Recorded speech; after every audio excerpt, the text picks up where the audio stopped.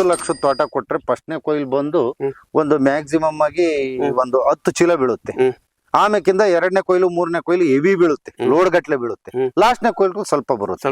ಒಟ್ಟಿಗೆ first last ಸ್ವಲ್ಪ ಬರುತ್ತೆ. ಸೆಂಟರ್ 2 ಕೊಯ್ಲು ತುಂಬಾ ಬರುತ್ತೆ. ಈಗ ನೀವು 5 ವರ್ಷ ತೋಟನೂ ಇದೆ ನಿಮ್ದು, 15 ವರ್ಷ ತೋಟನೂ ಇದೆ, 25 ವರ್ಷನೂ ಇದೆ.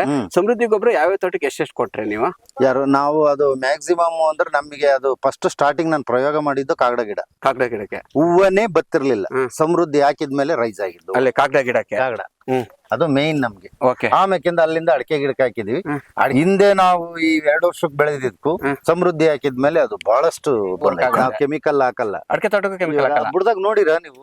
ಐತೆ, ಸಮೃದ್ಧಿ ಐತಿ. ಇದೆಯಾ? ತೋರಿಸಿ. ಯಾವ ಮಂತಲ್ಲಿ ಹಾಕಿದ್ರಿ?